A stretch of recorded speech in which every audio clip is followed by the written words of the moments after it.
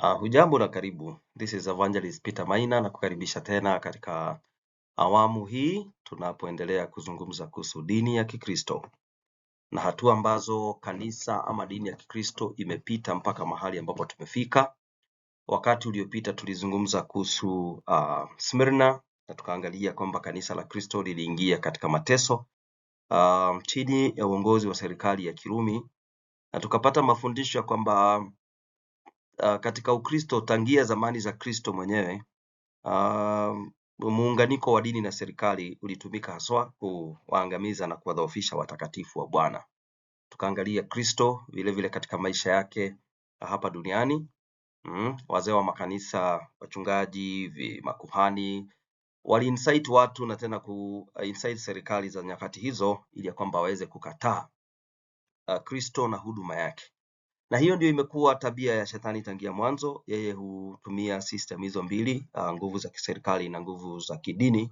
Anapoziunganisha kwa pamoja, kusudi lake kubwa ni kuhakikisha kwamba ametumia nguvu za kiserikali kudhoofisha watakatifu akiwa ndani ya kanisa. Okay? So siku ya leo tunaingia katika Pergamo na it's going to be a very wonderful experience, na kuahidi utakapokubali kusoma maandiko pamoja nami ni ya kwamba ni katika Pergamo maswali ibuka yataweza kujibika, kwa sababu hapa ndipo tunaanza kuzungumza kuhusu maswala yenyewe kulingana na jinsi ambavyo unaona Ukristo kwa sasa ulivyo, na kadhalika na kadhalika. Kwa hivyo nakukaribisha, hii itakuwa part 1 ya Pergamo. Hapa tutakaa kulingana vile ambavyo Mwenyezi Mungu atatuongoza na kutuelekeza, tukiongozwa na Revelation chapter 2 verse 12 to 17. Kwa hivyo nitasoma kwa mfululizo baada ya kufanya ombi, kisha tutaanza kupambanua na kuelewa na kufahamu maana ya baadhi ya elements ambazo zimetumika katika this scripture passage, maana this is a prophetic statement ambayo tunataka kuisoma kwa sasa. Kwa hivyo nitaomba kisha nikaribishe. Ukibarikiwa mahali uliko, basi hakikisha kwamba jirani yako, rafiki, mshirika kanisani mwenzako mumeweza kubarikiwa kwa pamoja. Tuombe. Baba katika Kristo, tunashukuru kwa sababu ya kutuongoza tangia tulipoanza msululu wa mafundisho haya. Neema yako imfunike msikilizaji na mtazamaji pamoja nami, tubariki, tuneemeshe. Tunapoingia kwenye Pergamo, mawazo yetu hebu yabaki katika neno lako na utulivu chini ya msalaba, ili Bwana utakapoinuliwa katika kipindi hiki, basi wavute wengi kwako. Niongoze, Roho wako Mtakatifu atuelekeze, msikilizaji na mtazamaji pamoja nami, na zaidi sana nitakase kinywa changu kwa kaa la moto litokalo patakatifu. Nisamehe makosa yangu, nineemeshe, nijalie, na zaidi sana maneno haya yawe ni ya kujenga maisha ya Mkristo, ya msikilizaji msafiri pamoja nami, na zaidi sana kubomoa kazi yule mwovu katika maisha ya kila mmoja wetu. Tuwe mwanzo mwema hadi mwisho. Ni katika Kristo ninaomba na kuamini. Amina. Asante. Kwa hivyo tunasoma Ufunuo ama Revelation chapter 2 verse 12 to 17. Inasema, na kwa malaika wa kanisa lililoko Pergamo andika, haya ndiyo anenayo yeye aliye na huo upanga mkali wenye makali kuwili.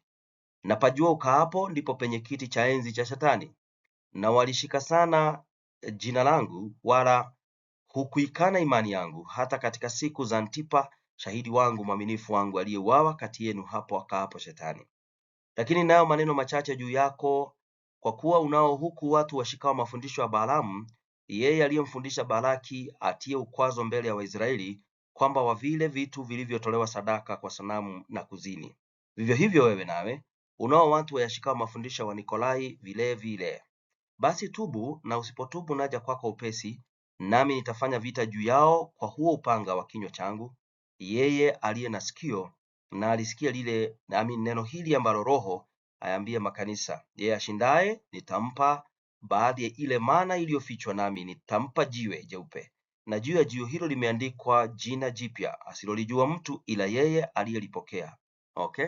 So haya ni maneno ya ndani tena sana, na hatutakimbia kwa sababu hapa ndipo tunataka kuzungumzia mwanzo wa machafuko ya kidini ya Kikristo, haswa baada ya serikali kuonekana katika centuries ambazo zimepita, haswa katika Smyrna, kanisa la Mungu kuingia katika mateso kutoka kwa serikali ikiungana na wale ambao walioasi miongoni mwa Wakristo kudhoofisha na kuangamiza watakatifu.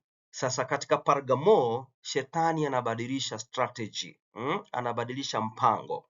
Kwa njia moja au nyingine anajaribu kupunguza mateso ya wazi, lakini shetani anaingia ndani ya kanisa la Kikristo na kuingiza uasi na kupiga ama kuharibu imani ya watakatifu kutoka kwa ndani. Okay?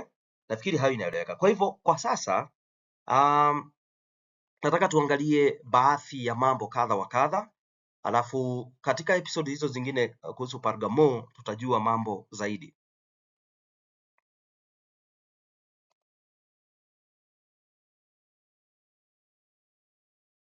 Now, mambo ambayo tunataka kuangalia ni baadhi yake ni haya, ya kwamba tunataka tujue hiki ni kipindi kipi. Pergamos baada ya Smyrna ni kipindi hiki kipi ama ni miaka ipi katika historia ya ulimwengu wakati kanisa la Mungu linaingia kwenye kipindi hiki. Yesu anajieleza namna gani anapokuja kwa kanisa hili. Kumbuka nilikwambia Jesus always introduces himself differently to each and every church among the 7 churches. Kulingana na condition ya kanisa kwa wakati huo na ujumbe ambao alionao kwa kanisa kwa kipindi hicho, okay?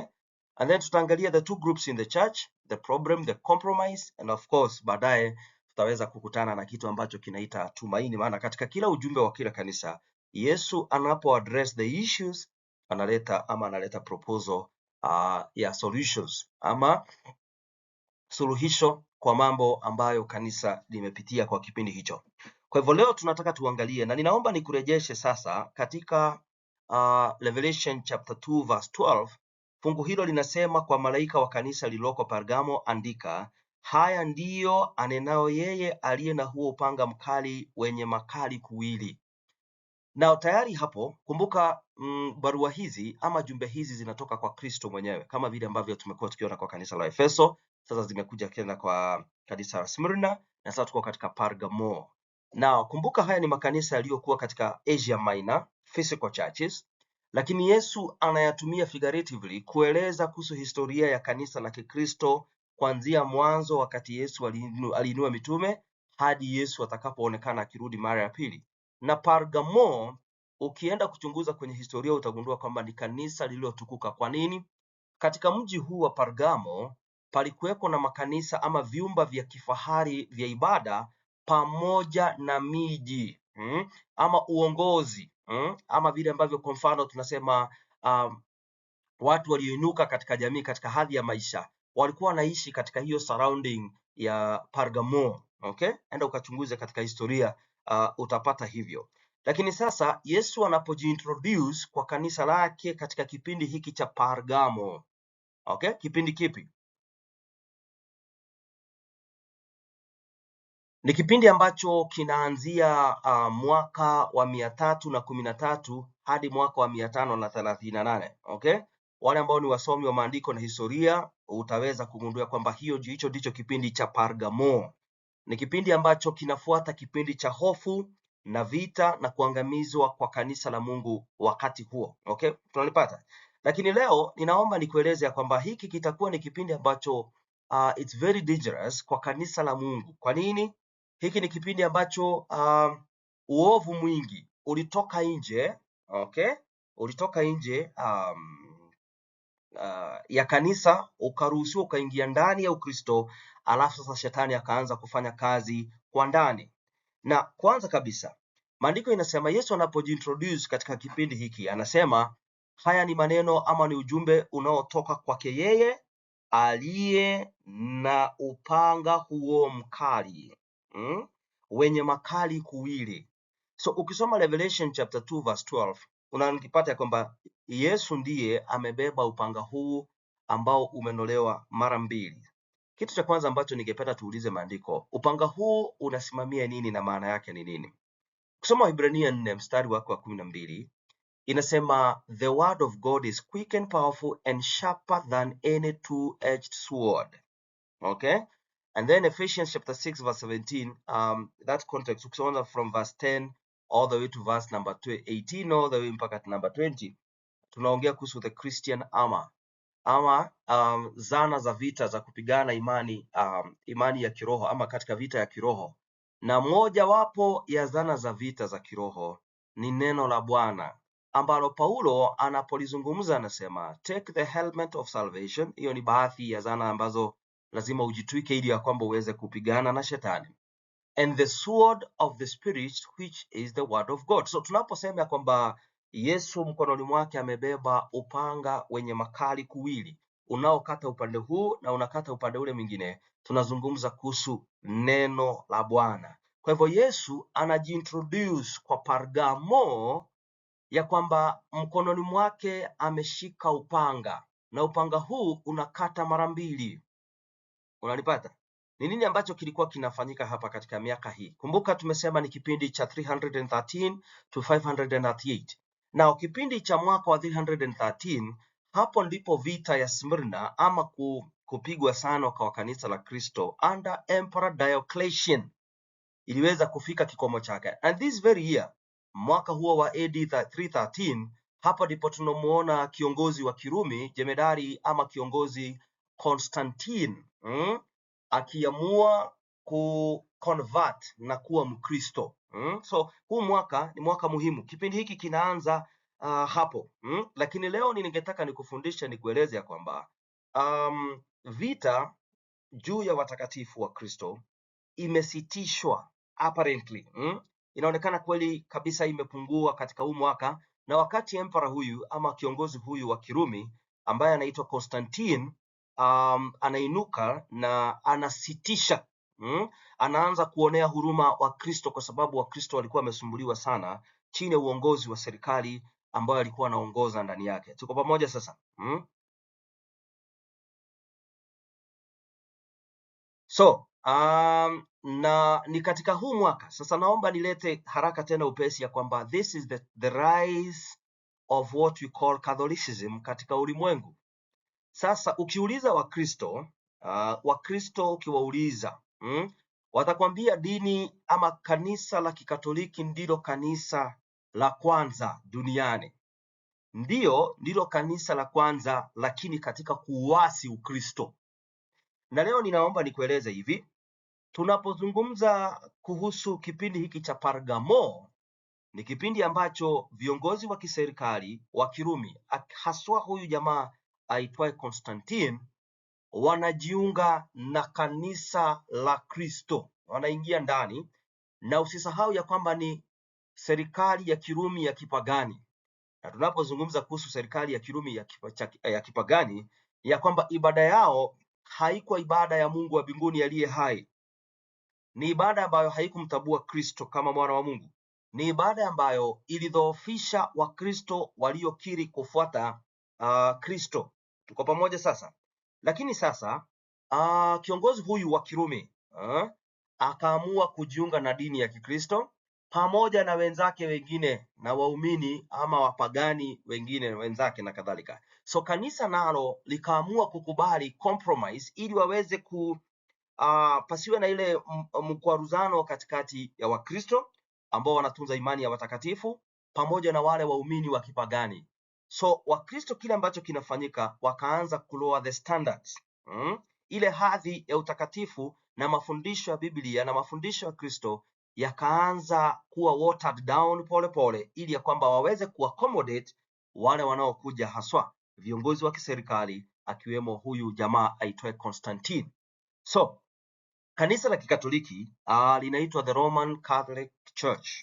Na tunaposema the Roman Catholic Church, jambo la kwanza, tayari katika title hiyo iko wazi ya kwamba hili ni kanisa la Kirumi. Kwa ufupi ni kanisa la serikali ya Kirumi. Na jina Catholic linamaanisha universal, worldwide. Google hapo kwenye mtandao ChatGPT, popote ambapo utataka kugoogle, utagundua maana jina Catholic inamaanisha universal.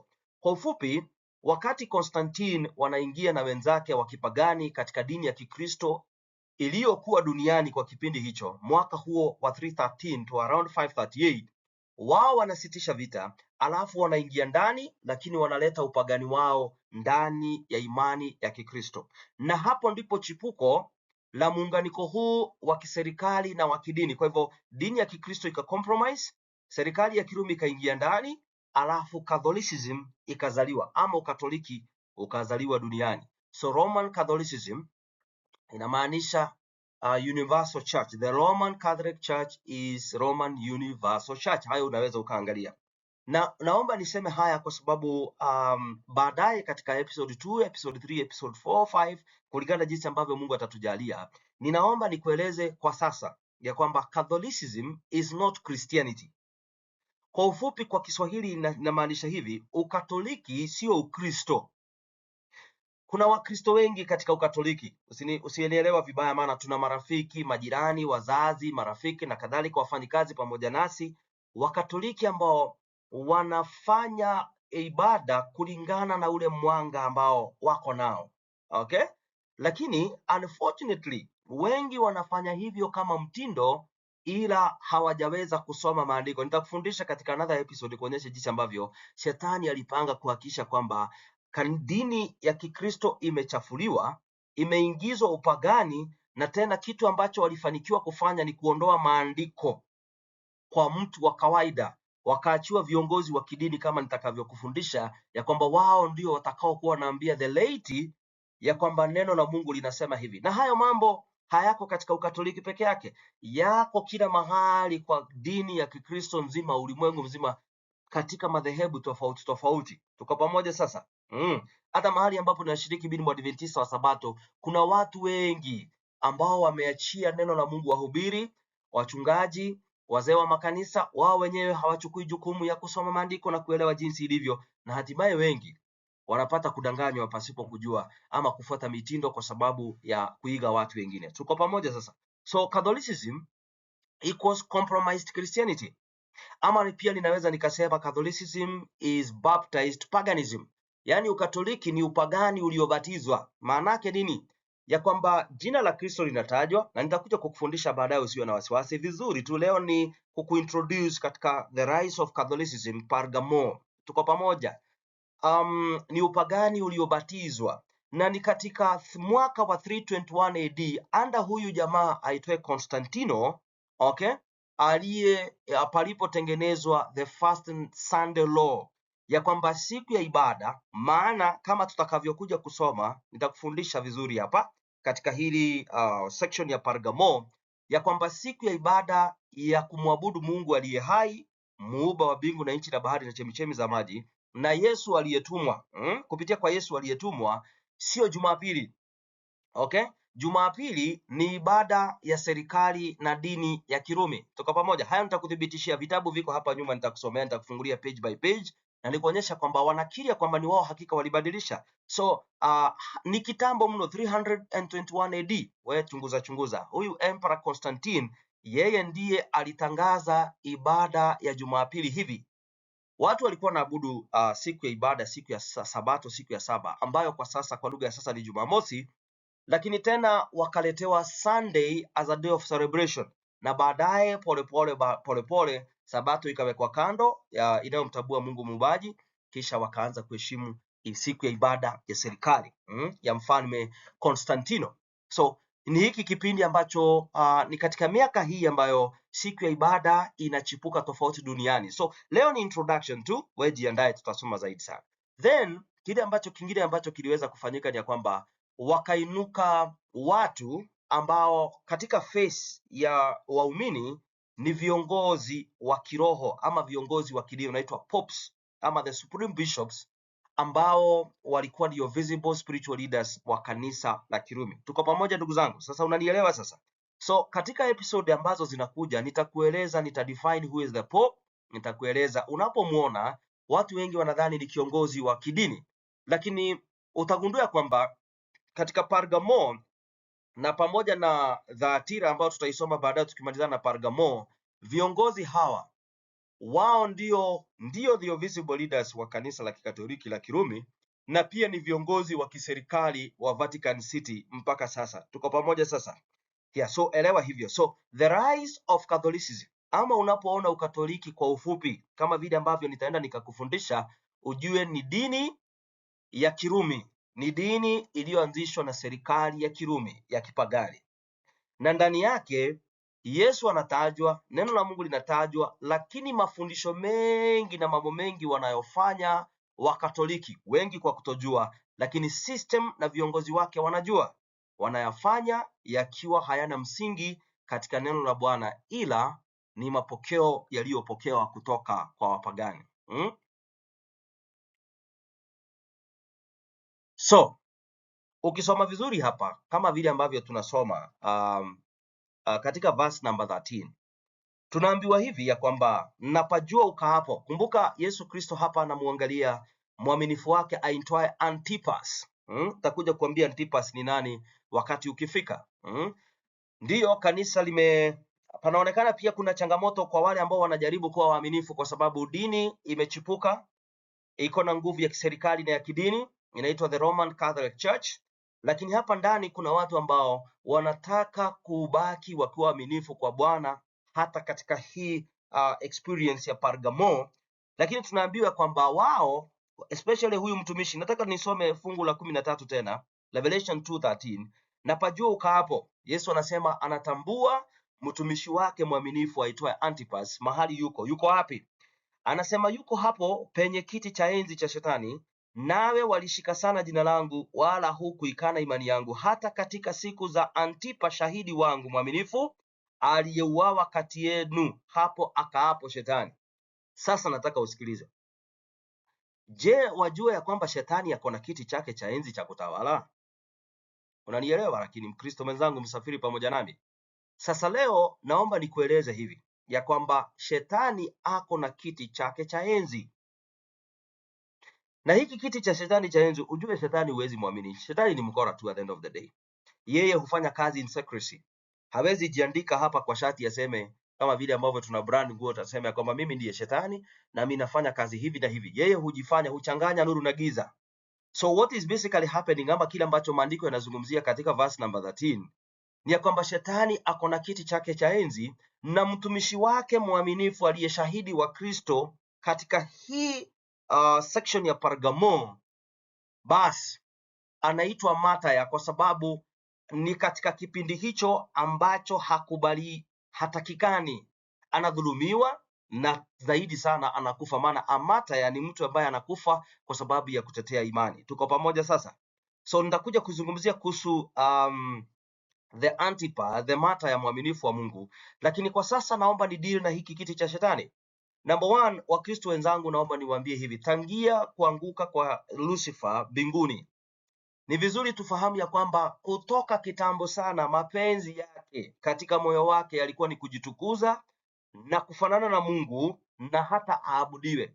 Unanielewa sasa? Hayo ndio yalikuwa mapenzi ya Shetani tangia mwanzo. So Satan has a throne, na a throne is equals to a kingdom, na the kingdom is a counterfeit ambayo ina mimic ama inafanya copying ya the kingdom of God ama ufalme wa Mungu. Na serikali hii ya Shetani ambayo tunataka tuizungumzia, maana ako na kiti na uwezo na nguvu, iko na sehemu mbili, iko na dini na iko na serikali upande mmoja. So tunataka tuulize, where is Satan seat? Hiki kiti kiko wapi? Maana tumeingia katika dini ya Kikristo na tuko katika sehemu yake ya 3, mwaka wa 313 to 538 AD. Na swali lingine ambalo tutakuja kujua baadaye, who is Antipas the faithful martyr? Huyu jamaa aitwaye Antipas ni nani? Tuko pamoja sasa? Okay? So jambo la kwanza naomba nikurejeshe tena katika kitabu cha Isaiah 14. Wewe utaanza kusoma from verse 11, utateremka mpaka verse number 14. Isaiah 14 verse 11 to verse 14. Na mapenzi ya Shetani tangia mwanzo, msikilizaji mwenzangu na mtazamaji, Shetani ili afukuzwe mbinguni, maana ukisoma Revelation chapter 12 verse number 7 inasema kulikuwa na vita mbinguni katikati ya Mikaeli na malaika zake na Shetani. Tuko pamoja. Mikaeli maana yake he who is what God is, Kristo na Lucifer.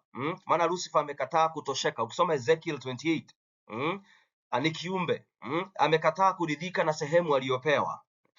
Zaidi sana wakati Mungu anamtengeneza mwanadamu, ama katika council between God the Father and the Son, wanapokaa pamoja kujadiliana jinsi ambavyo mwanadamu ataumbwa, these intelligent beings aitwaye Adam na Eve, vile ambavyo tunajua now, Shetani ana claim ya kwamba he was not involved in that council.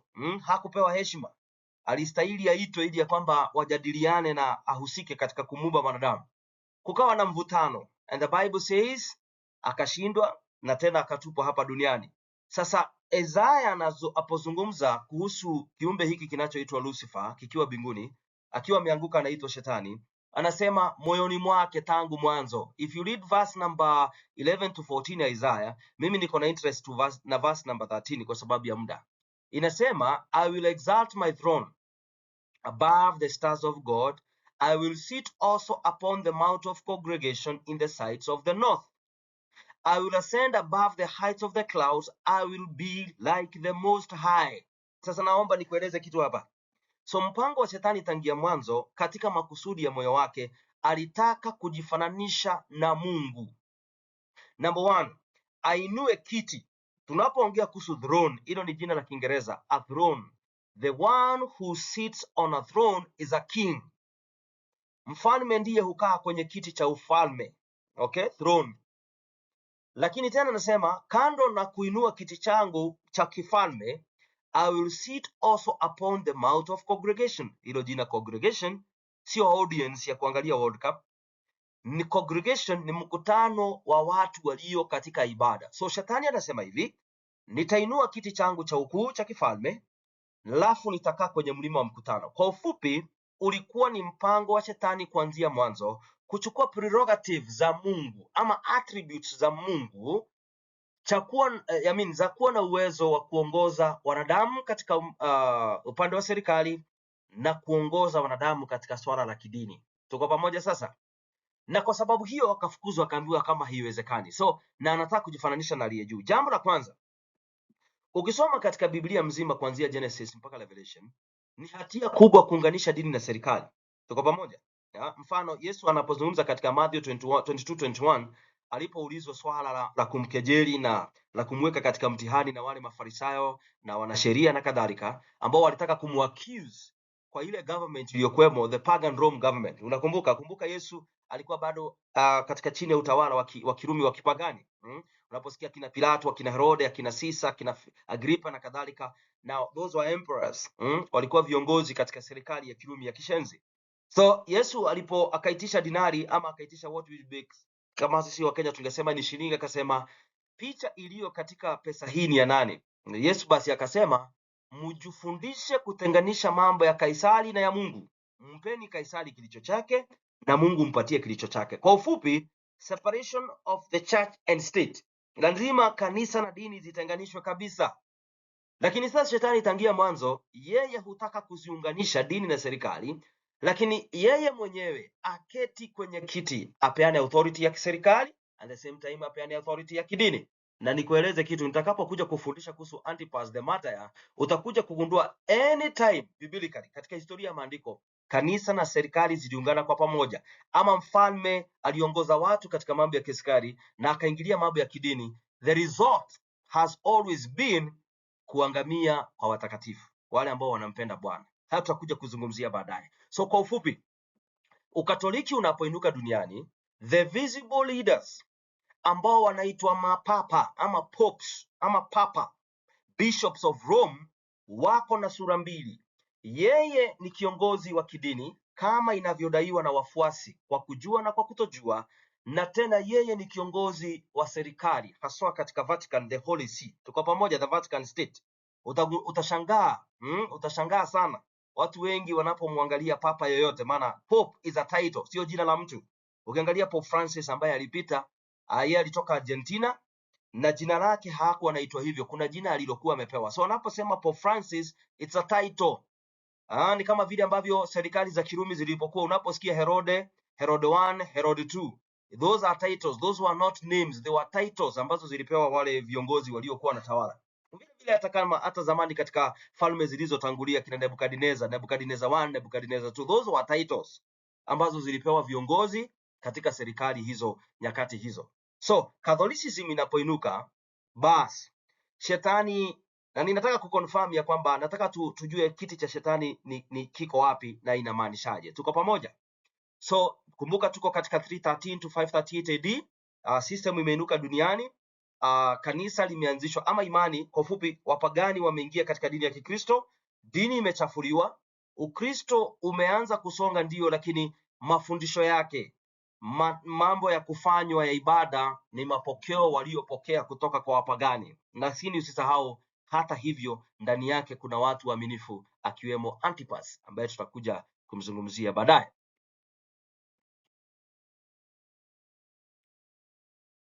So Pergamo, maana ni wakati wa kuinuka kwa dini ya Kikatoliki. Nataka tusikilize. The Pope of Rome ama askofu ambaye alichaguliwa wa kwanza. Ukisoma vitabu vya kidini viko hapa vyote tu, nitakusomea wakati ukifika. Vitabu vya kidini vya Kirumi vitakuthibitishia kwamba Pope ama Papa ama Bishop of Rome sio mtu yule ambao unafikiria vile alivyo. Nakumbuka Pope Francis alipokuja Kenya 2015. Na wenda uangalie kanda hizo, ziko kwenye mtandao katika TV ya Citizen na kwingineko. Wewe jiulize kwa nini Pope Francis alipokuja November 2015, nakumbuka it was in November 2015, alilakiwa na rais wa nchi tukufu ya Kenya, then mtukufu rais Uhuru Kenyatta, na akaenda State House, na alipoenda State House akapigiwa 21 gun salute. Wewe unafikiri 21 gun salute inapigiwa kiongozi wa kidini? La hasha. Ni kiongozi yupi wa kidini duniani amepigiwa 21 gun salute? Hakuna. So utakapoona serikali yote ama kiongozi fulani akikagua gwaride ya kijeshi, enda uangalie hizo videos. Utagundua kwamba wakati ako State House wako na president na majemedari wote wa kijeshi, the Air Force, the Navy, na the Army, viongozi hao wako hapo, CDFs, pamoja the chief commander who is the president. The 21 gun salute inapigwa. Why? Utakapoona 21 gun salute ikipigwa, ujue sasa anayepigiwa hiyo salute is a statesman. Huyu ni mtu ambaye anaongoza serikali. Okay? Na ukisikiza watu walivyosema, mpaka wale ambao si wa Katoliki, wale walipata nafasi ya kumsalimia Papa Francis. Wengine unasema mimi nimemsalimia lakini sitaosha mkono wangu kwa sababu nimeweza kupata nafasi ya kumsalimia Mungu duniani. Sasa sikiliza kwa makini sasa. So 313 to 538, hapo ndipo chipuko la dini ya Kikatoliki, kabla haijaanza kufanya mambo ambayo tutasoma baadaye post 538 katika sehemu ya 4 Thyatira, tutakuja hapo. So the spiritual leader and the head of the Roman Universal Catholic Church is called the Bishop of Rome. Na huyu is the president of the Vatican State. Na kulingana na imani ya Kirumi ama dini ya Kikatoliki, the Pope is infallible. Yani yeye hana makosa na hawezi kosea. Haswa anapoketi Vatican Square, tunaitanga ex cathedra, anapozungumza na watu on matters faith and morality, yeye hawezi kosea. Nataka usikize kwa makini. Yeye hawezi kosea, na usisahau ni mwanadamu aliyezaliwa na mwanamke. Okay? So he claims infallibility. Ya kwamba yeye, in fact, katika system na practice ya Catholicism, yeye ndiye hudeclare ni nani amekuwa mtakatifu. Wakati maandiko inasema Revelation 12:17 ya kwamba watakatifu, and Revelation 14:12 ni wale wazishikao amri za Mungu na kuwa na imani ya Yesu.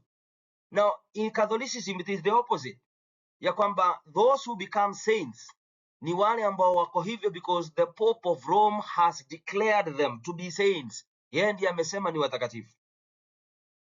So the Bishop of Rome, Christ on earth, ama the Vicar of Christ on earth, msimamizi wa Kristo duniani. Na katika vitabu viko hapa, nitakusomea usiwe na wasiwasi. Niko na kitabu hapa kinasema kwamba yeye ni Kristo wa duniani na anaishi Vatican. Niko nacho hapa, nitakusomea usiwe na wasiwasi. Fuatilia hili swala la Pergamo vizuri. So what is happening? At the end of the greatest persecution by the Roman Emperor Diocletian, ambaye aliadhibu kanisa kwa kipindi cha miaka 10 mfululizo. Now these are the 10 days ambazo utasoma katika Ufunuo 2 mstari wa 10, ambayo hatuko comment in the previous discussion. Tulikuwa tunazungumzia Smyrna.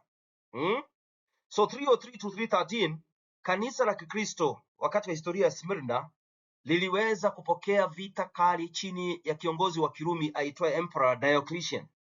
Lakini 313 Constantine anakuwa Mkristo, quote unquote, ana convert to Christianity, alafu anasitisha vita, so kanisa linapata sympathy, quote unquote, dini ya Kikristo inapata sympathy, na Wakristo wakaanza kufurahi ya kwamba tayari sasa pameinuka jamaa ambaye ametuonea huruma kama Wakristo, maana tumekuwa tukidhoofishwa na emperors ambao wamepita, pasipo kujua sasa huo ndio ulikuwa mtego wa shetani.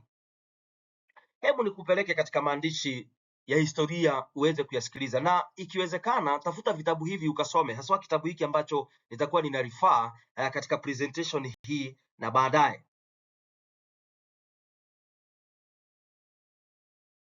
Na katika kitabu hiki ambacho kinaitwa The Great Controversy, ambacho ningependa nikuombea kwamba ukikipata download PDF yake. Ni kitabu ambacho shetani amejaribu kucheza nacho, na kitabu hiki Waadventista wa Sabato wote duniani wanakifahamu ama wanastahili kukifahamu.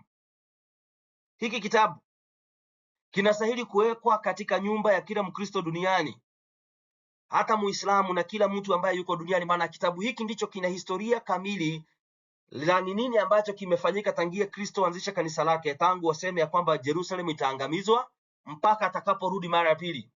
Ukitaka kuelewa kile ambacho kitafanyika katika mambo ya kisiasa, mambo ya kidini, mambo ya uchumi, ninakuomba ukitafute ukipate. Na kama wewe sio Mwadventista wa Sabato na ungependa kitabu hiki, tutakapokuwa tunamaliza katika slide ya mwisho, namba yangu ya simu iko hapo, nipigie simu, nitakuletea free of charge ukiwa uko hapa karibu na mimi, upande wa Embu, upande wa Kirinyaga, na mahali uliko nitakuambia kama unaweza nunua. It is not expensive, nitakuambia mahali utanunua, mahali uliko. Kama uko Mombasa, Nakuru, usome historia. In fact, ukisoma chapters za kwanza, chapter 2, chapter 3, chapter 4, basi utakuja kugundua kwamba hakika kuna mambo mengi ambayo Wakristo wamefichwa pasipo kujua. So Mkristo mwenzangu nisikilize.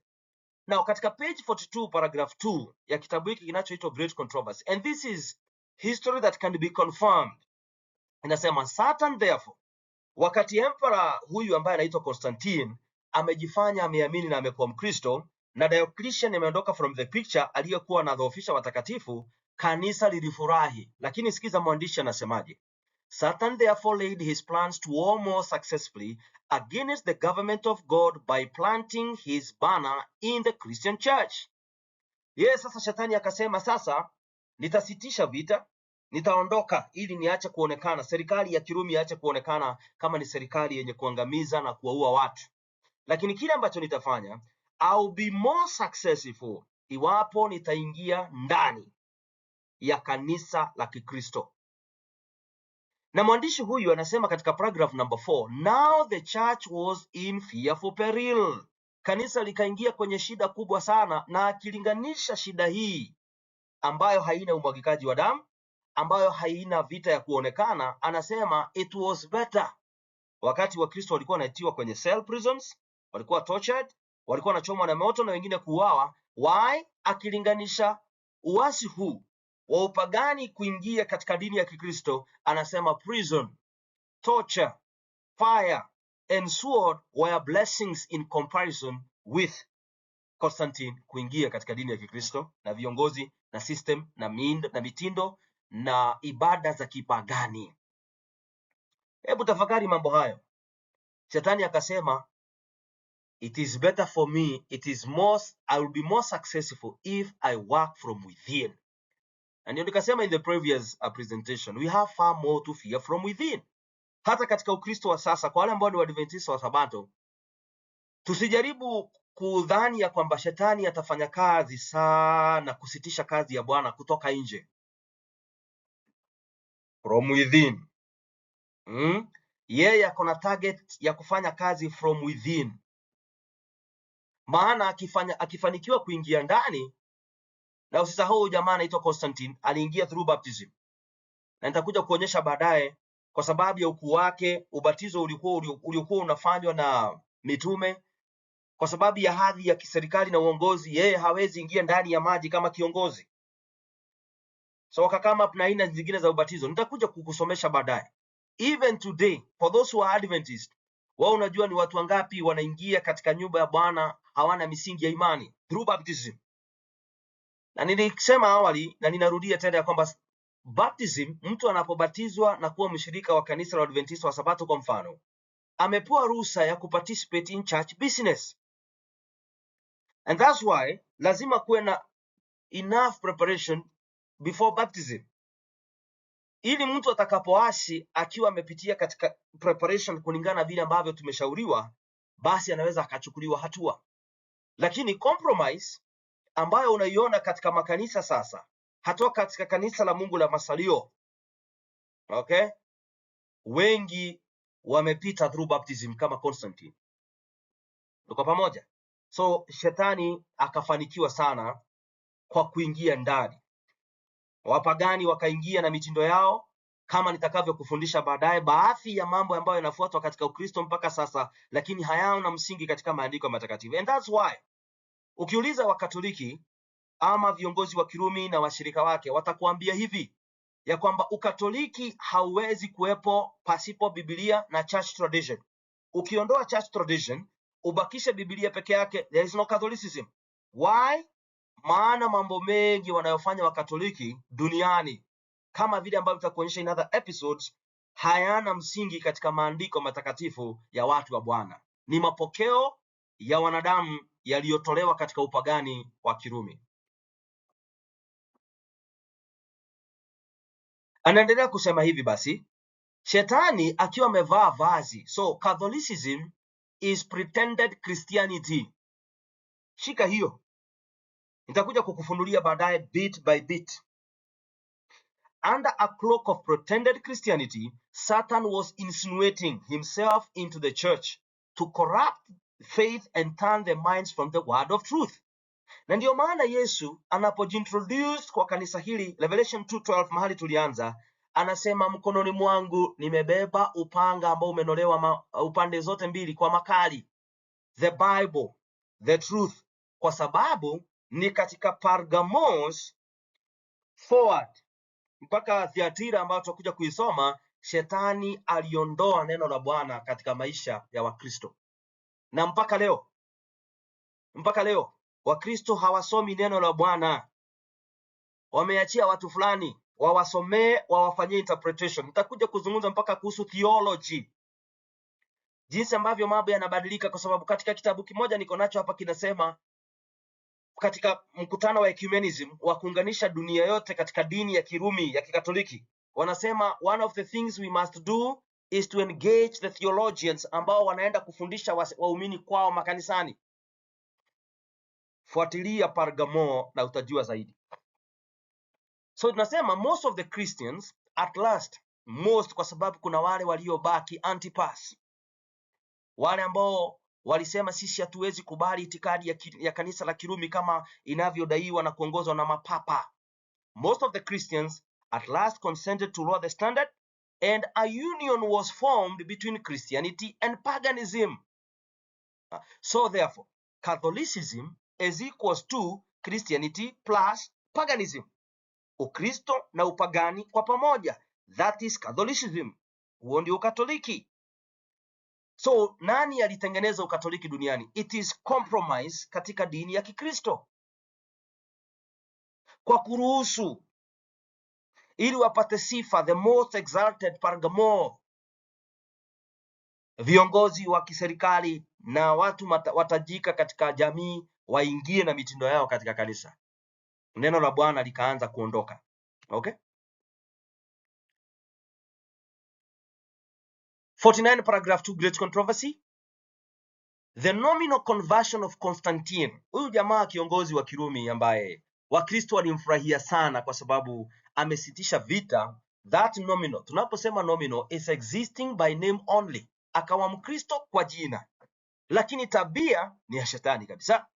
The nominal conversion of Constantine in the early part of the 4th century caused a great rejoicing. Watu wakafurahia, wakapiga makofi. And the world, dunia, cloaked with a form of righteousness, ikiwa imevaa kabuti kama hizi ambazo unaona zinavaliwa na viongozi wa kidini wa Kirumi, ambazo zinatisha, ndefu, material, smart, rangi the best, purple, red and crimson. Clothed with a form of righteousness, they walked in the church. dunia ikaja ikiwa imetembea imejifunika vizuri, ikatembea kanisani. Unfortunately, some of us bado tulibatizwa tukiwa bado hatujafia dhambi zetu. So we walked into the church tukiwa tumevaa kabuti, lakini ni ya kujifanya, lakini ndani yetu tu ulimwengu huko ndani yetu. So that's how the devil aliingia na kuvuruga kanisa la Kikristo. Page 50 paragraph 1. Tunaambiwa there's compromise between paganism and Christianity. Wakati upagani na Ukristo zilishikana mikono, they resulted in the development of the man of sin, foretold in prophecy as opposing and exalting himself above God. That gigantic system of false religion is a masterpiece of Satan's power, a monument of his efforts to seat himself upon the throne to rule the earth according to his will. So tumekuwa tukizungumza kuhusu kiti cha shetani. Basi kiti cha shetani, it is the compromise between Christianity and paganism. Na mahali ambapo sasa hizo zimepatana, hapo ndipo mwana wa uharibifu, mpinga Kristo, amezaliwa na kuinuliwa duniani. And that is the masterpiece of Satan's power. Hapo ndipo authority na nguvu na uweza wa shetani uliko. Tunauliza, ni wapi huko?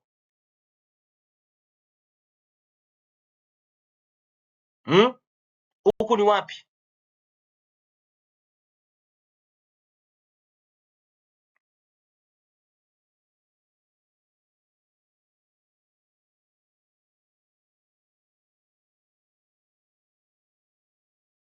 Sasa kama hukujua, sasa umejua. Tafakari. Sasa katika other episodes nitakuja kujadili sasa kuhusu hiki kiti, kwa sababu tutapitia all through verses mpaka verse number 17 pole pole.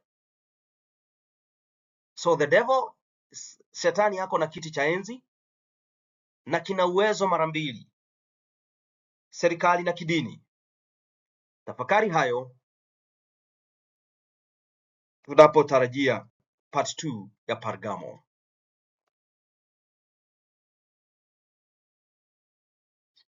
So tena, huyu ni Evangelist Peter Maina, PRS Ministries, who truth clarified and error corrected. Na ninatumai ya kwamba Mungu atakubariki kwa njia ya kipekee.